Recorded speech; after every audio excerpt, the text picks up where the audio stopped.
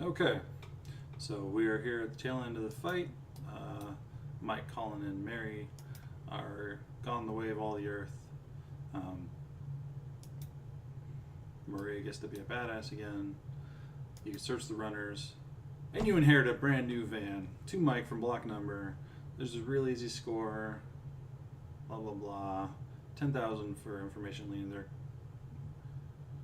capture. Someone saw the van I-5 near Yoshiro's. Some gangs in the area come and check it out. So, this is our brand new van that we will eventually decide to take with us. This is Dave. So Dave is my brother, Dave of Death. He's the trucker cowering over here. This is the portrait that he requested. Couldn't tell you why. That's the one that he requested.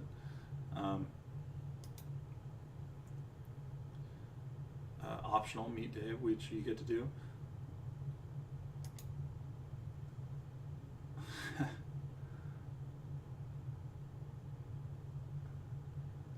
So you can rob him for cab fare and punch him in the face. Now, you can totally do that. There's nothing wrong with it. We actually put that in because Todd, our main playtester, would get frustrated with us as developers because he was the only actual professional on the team. So he wanted something where he could punch Dave in the face. So we programmed it, and then we left it in because it was funny to us. Mateo, the troll that you can shoot in the face later. Mateo, the troll that you can shoot in the face later is me.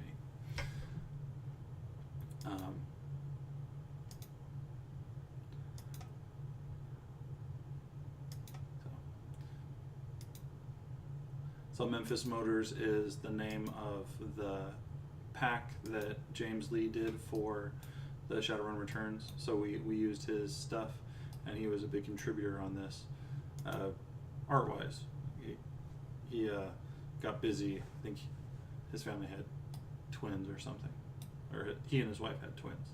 So he got really busy all of a sudden. But we used his art pack, and we wanted to make sure that we got him as much credit as possible because his props are pretty beautiful. Same with Thomas's.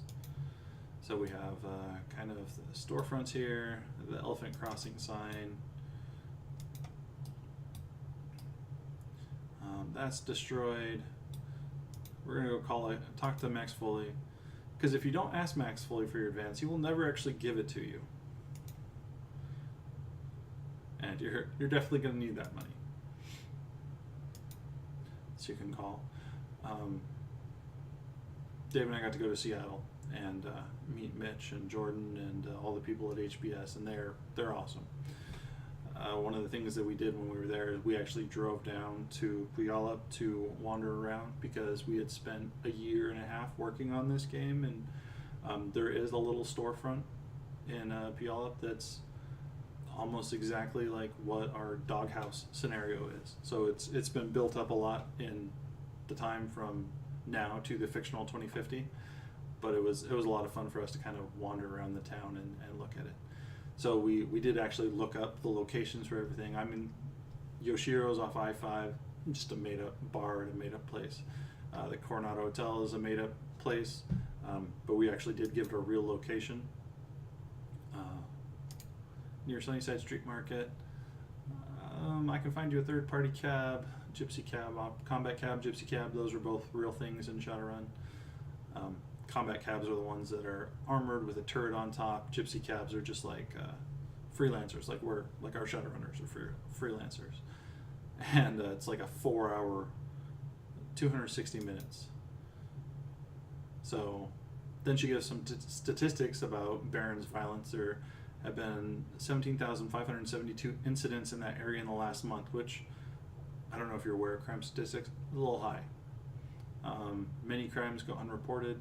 There have been 4,575 separate homicides, so they don't send anyone into the Barrens.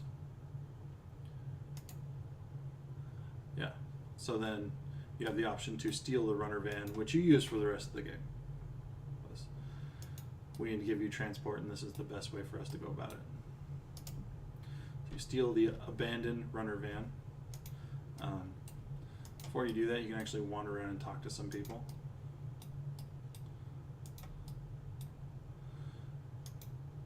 So we have a dude over here with a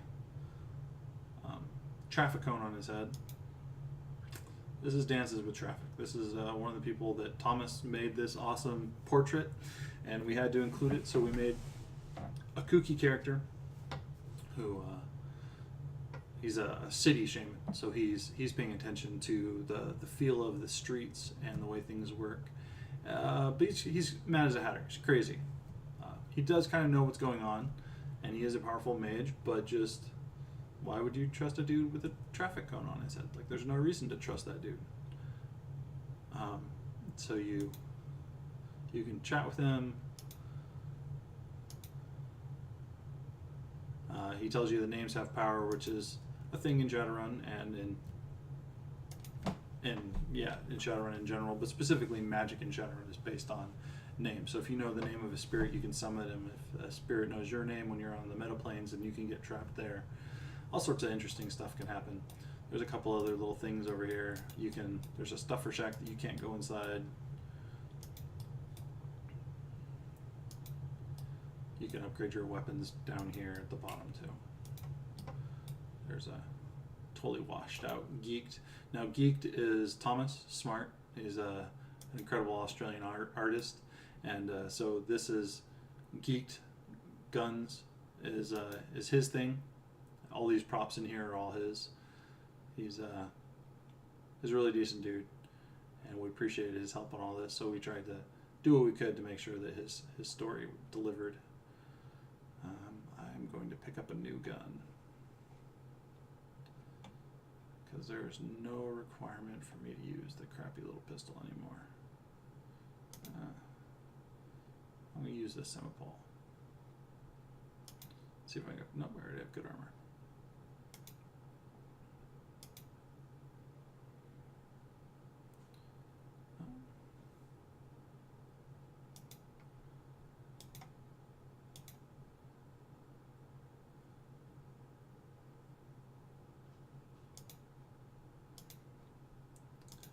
Trade out my rebar for a backup gun.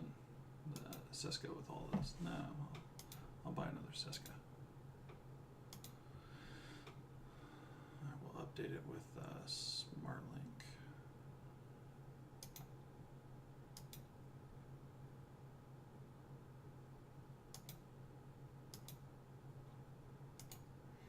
So I'm a decorator chick with. Should probably start putting points into automatics too.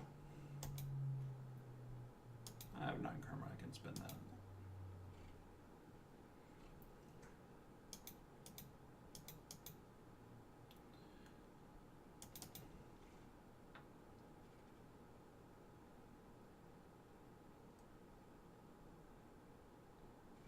So I'm going to go ahead and increase my charisma because I want that next. Let's go security. I want the conversation options. So Thomas actually went through and designed the interior of Yoshiro's, and I'm so sad that we didn't get to use it because it's a beautiful map. It's a very, very Japanese tea house. There's all sorts of decorations and stuff, and it's actually there. Like, you can't see it because of this this black fill on top of it. It's a really pretty map. So we punched out Dave, we met Dances with Traffic, we're going to steal the abandoned runner van and head back home. Head back to the doghouse. You can call it home if you want, I'm not going to because that place is a shithole. Alright, so you hope that Silver Arrow's gotten rid of the bodies. He has. Depending on the method you choose, he actually gives you varying amounts of new yen for it. I chose the one that got you the most money, which is sending them to organ grinders or nightingales. Both of those are things in Shadowrun. Organ grinders was set up in Max runs off. Oh yeah, there's Silver Arrow.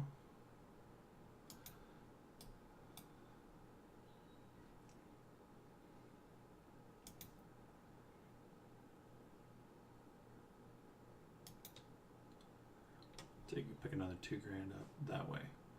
And it's like 1,500 or 1,800, $2,000. You get a lot of money in Mercurial. Well, I'm not worried about it so much, but he talks about Snout asking all sorts of questions.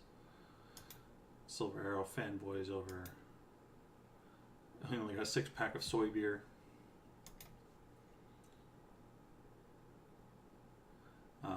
So this "Are you serious? Are you serious? Are you serious?" is when I proposed to my wife. She didn't say yes right away. She said, "Are you serious?" Which I thought it was pretty serious. I had a ring. I was kneeling down. I had taken her to the beach, and it took me a good 5 minutes to get an answer out of her. Like, the answer was clearly yes, but I wanted to make sure that it was a yes before I got up off my knee. And so Silver Arrow's reaction is based on that funny thing. Silver Arrow wanders around complaining about everything going on in the doghouse, how it was poorly maintained. I don't know if you've ever dealt with a tech guy who that wants everything upgraded. It can be frustrating, especially when they want to spend money you don't have on stuff. So that is what we base Silver Arrow on. This is a joke that Dave wanted to put in. They're in the middle of some shit at the moment because they got eaten by a dog and then shit out. Ha ha ha. So that's in there. So we try to give them a larger role, the feeling of a larger world. So you have the Shadowrunners here, and why wouldn't anyone sell out the Shadowrunners for a pat on the head to Lone Star? Because they have some street loyalty. We wanted to have something kind of in the story that justified these, armed criminals hanging out in a house in the middle of the street market. So the hotel manager shows up and says, "Hey, Ronnie used to do stuff for us. Can you do it?" And so you end up going and fighting the dude. Now I did talk to Silver Arrow, and I got the Ceratec battery from him.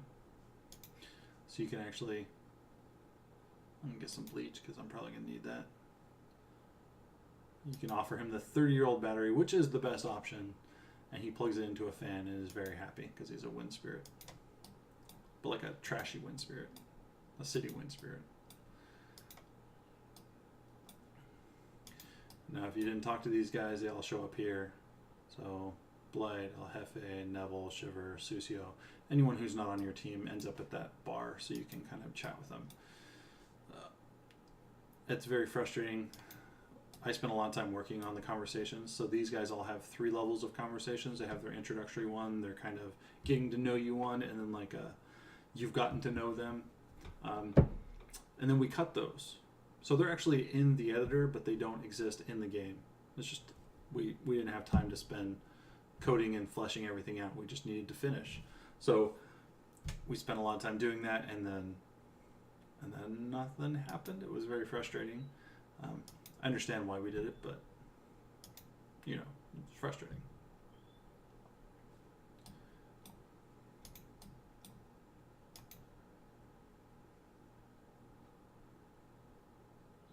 Alright, let's get some augmentations now that I got a bunch of cash. I'm not going to share my cash with my runners. I don't know. As far as I know, I can't even do it, so I can't even.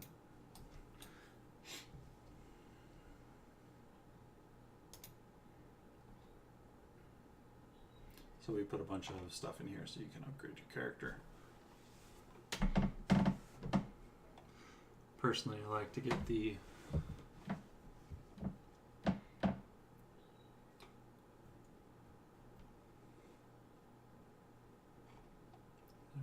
Idea Jack.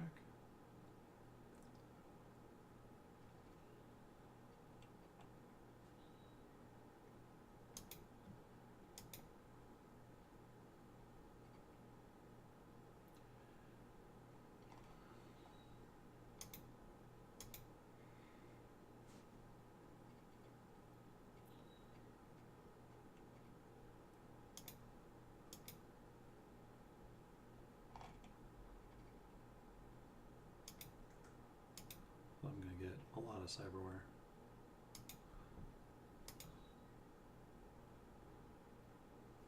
Because I can.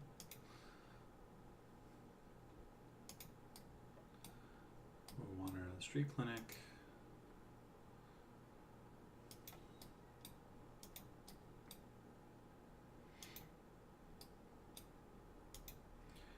chat with Snout again, you can bribe him for information about. Oh, apparently you can't bribe him for information about your team. That might be after the hotel. Alright, so we're supposed to go check on the hotel. I already have guns, I have good armor, I have cyberware. So we're just gonna go.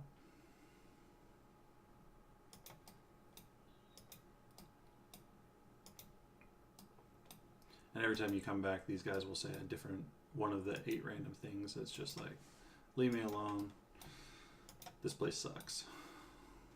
So, you don't talk to him anymore after that.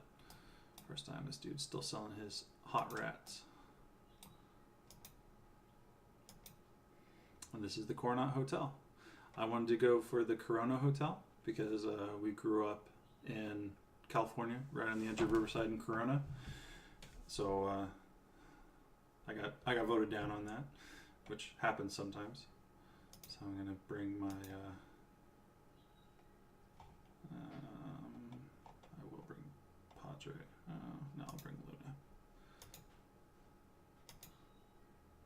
So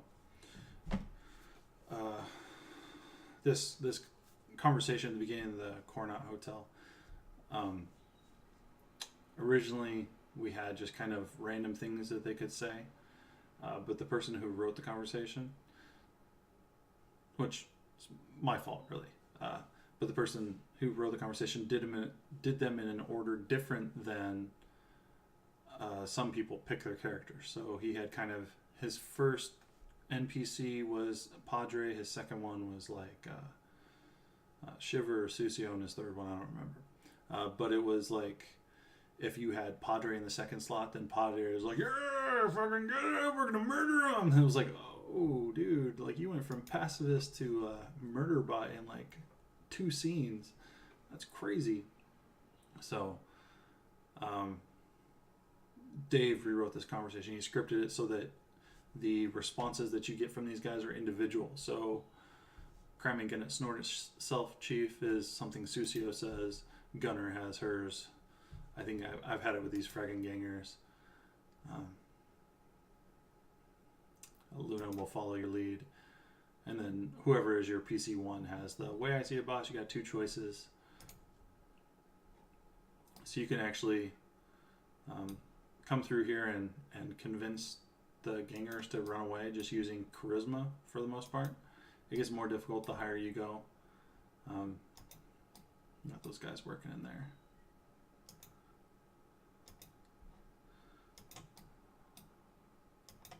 So I'm going to come down and kill these guys first.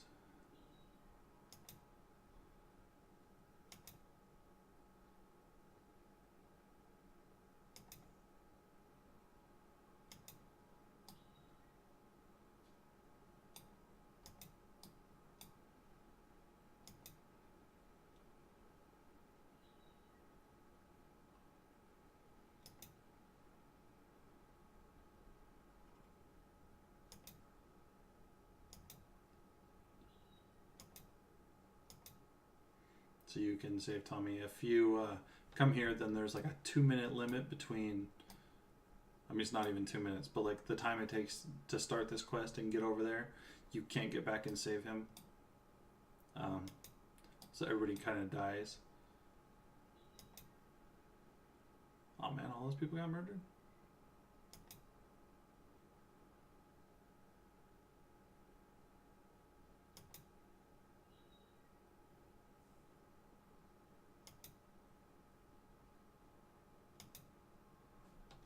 So we convinced these guys to leave. They apparently murdered all those people while my back was turned. Oops.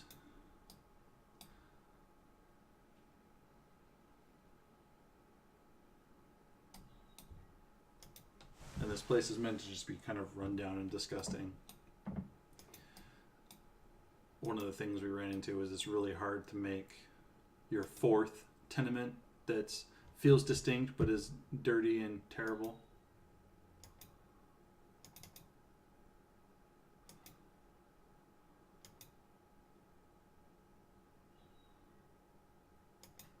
These dudes I'm just going to murder.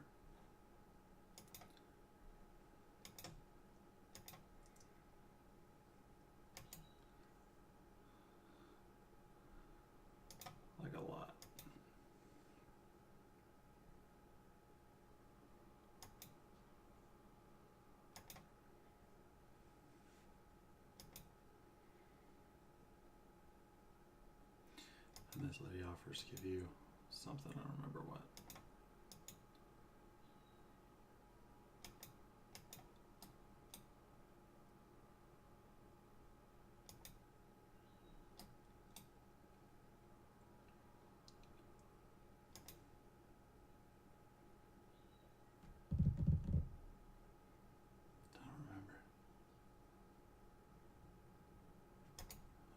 Pistol.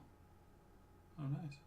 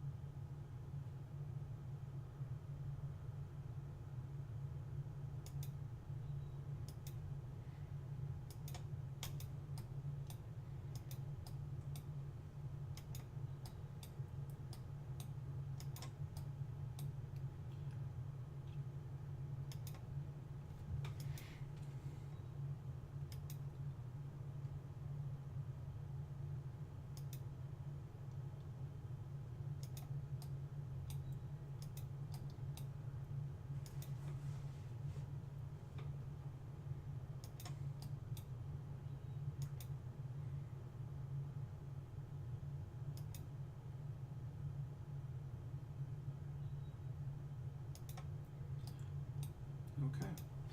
So we looted all the stuff. I think we actually have to go up a floor and then find the parts, and then come down and save Haley.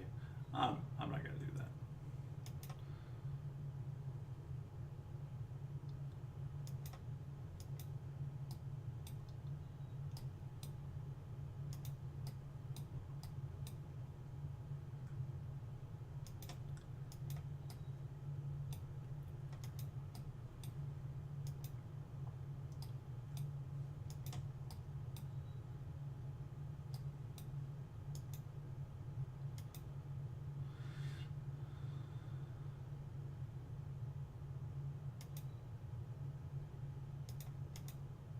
I don't think there's anything in this matrix node, but we'll see.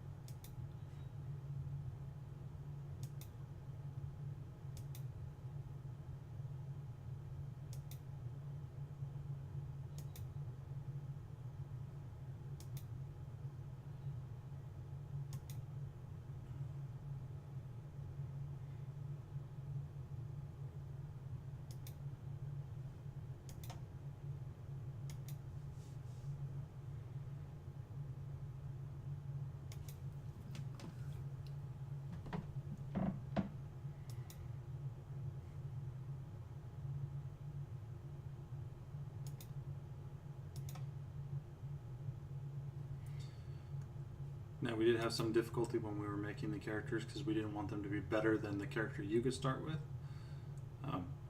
which means they sometimes suck, like a lot.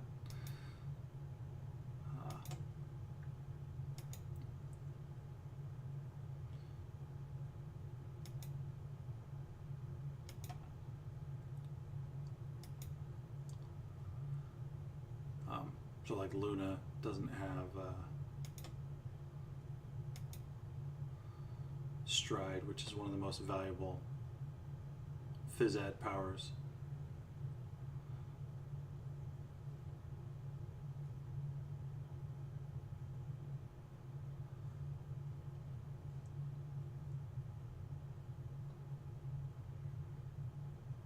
Oh, I did not bring a healer. That's my bad.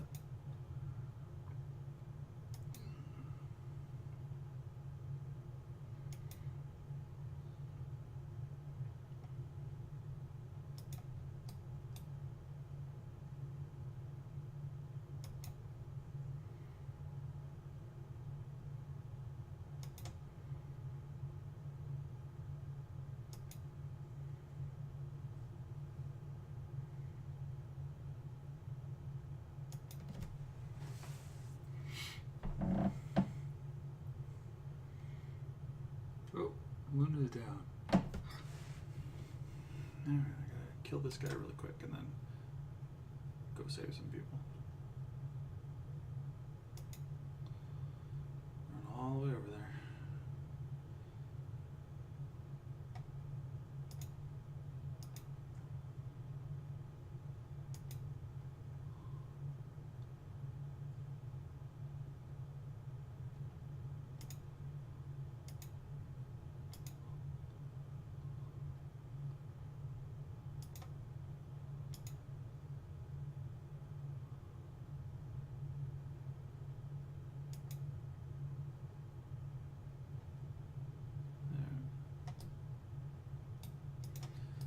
Fine, let's go save Harley.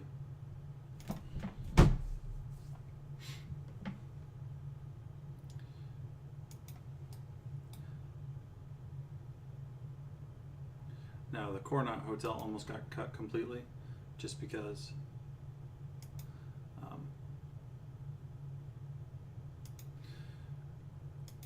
it was a ton of work and it was kind of last minute, but Jason worked so hard on this that we wanted to include it. It's an amazing, and it breaks up the monotony of kind of, you have your introduction, the U93, a little bit of a grindy fight, kind of a grindy fight, come back to U93, and then you immediately get to choose your missions, but this is something kind of break up the monotony of you running all over the place. Like you have a chance to help the neighborhood. Oops, I already went there. So Jason did an amazing job with this. David and Jason did all the scripting and code on it, so that it's all one scene. All 4 or 5 levels of the scene are in one place. I could open one of these, maybe it's the next floor.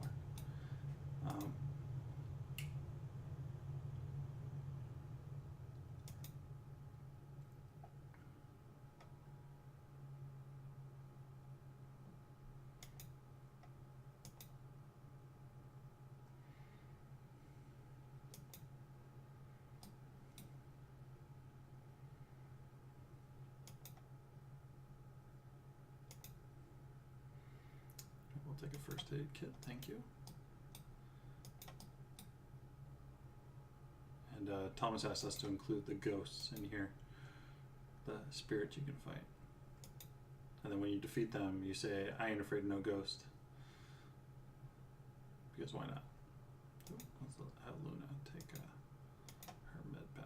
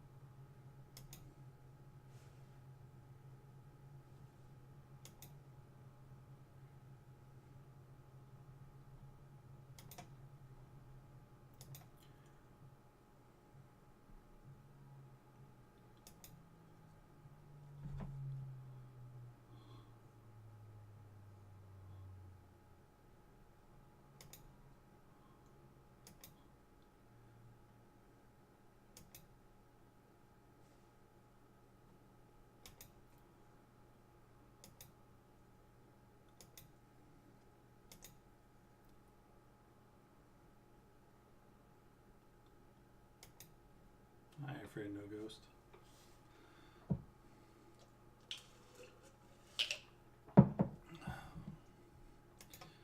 Get a strange bauble, which I think you can sell to somebody.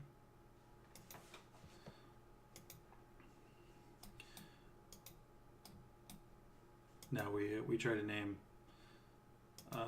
Dave has 2 kids, and so we try to name characters after our kids.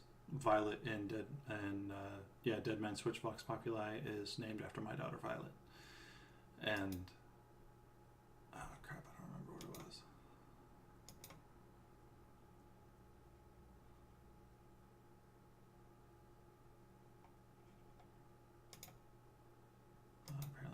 it is.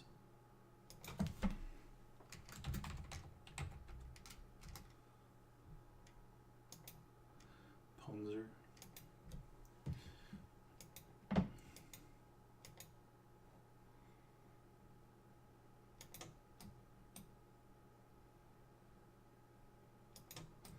So we decided on that name, and then it ended up being that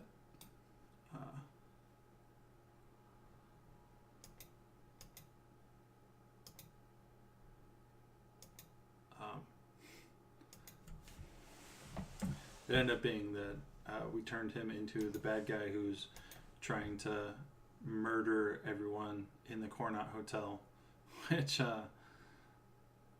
not really what you want your kid to do if you put them in a video game, but it's kind of the danger if you put them into a video game. So be aware of that when you're naming characters.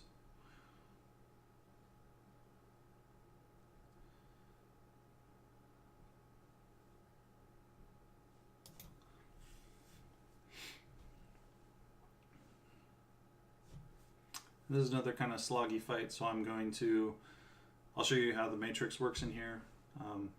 The cutters, actually, the whole reason they're here is they're building this bridge so that their home base and this home base are kind of one thing.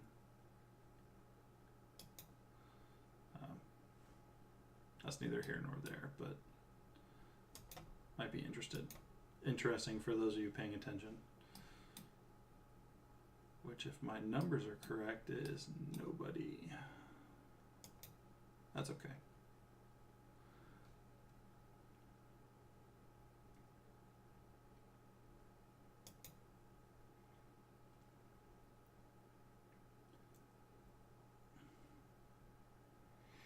I'm probably going to get all my runners killed here in just a second.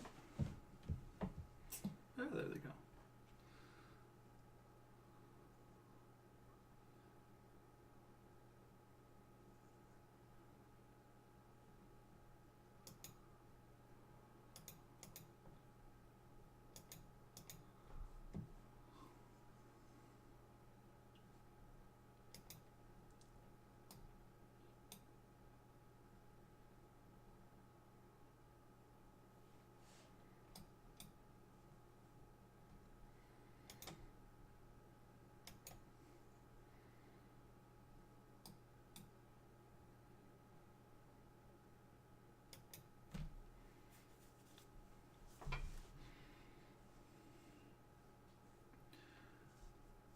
If you get stuck on these really sloggy fights, it's probably better to bring a rigger or a shaman, because you can spawn extra spirits, so there's more targets for the enemies.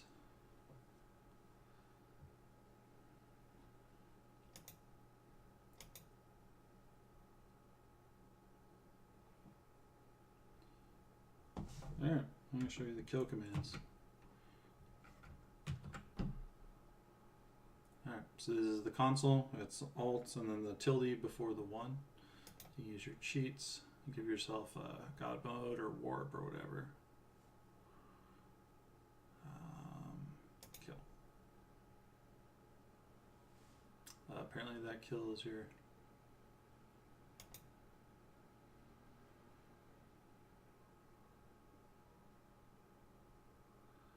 Oh, good to know. All those guys are dead. This is Gabriel being dead. Hans.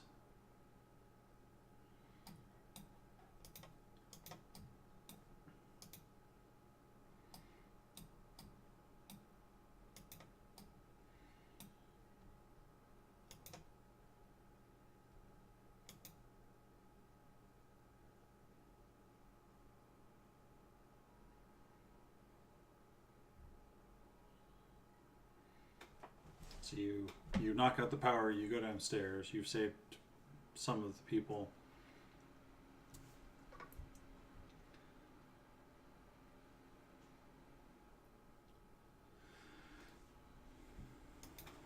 And kind of earned the trust and friendship of the neighborhood, which is important if you're doing major crimes in their backyard.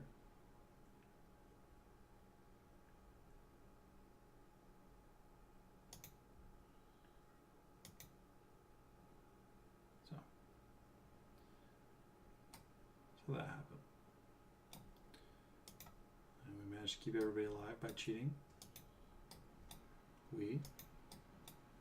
Yeah. So that kind of happened. Let's get back to the doghouse. I'm frustrated this next conversation isn't popping for Snout. He's supposed to give you gossip on all your runners.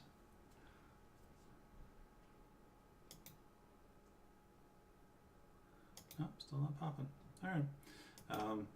So Snout is supposed to have 5 or 6 different conversations where he gives you gossip about the runners and kind of what's going on in the neighborhood, so that there's more than just what's going on in this scene going on behind the scenes.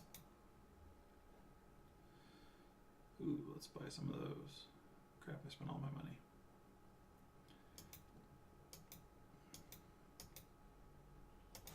Yeah, that's a solid investment. Drop a few of these for my homies.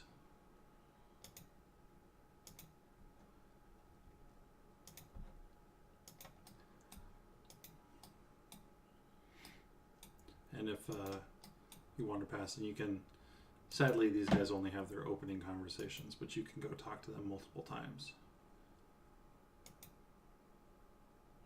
In theory.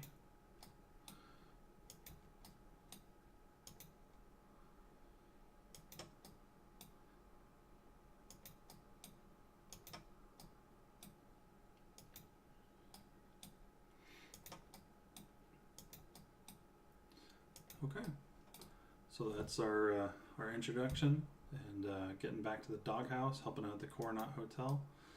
Yeah, these guys. So we're gonna go ahead and we're gonna save here and stop for the day because I got shit to do. So thanks for coming along and playing with me, or watching me play, or whatever it is that you're doing, and I will see you guys on the other side.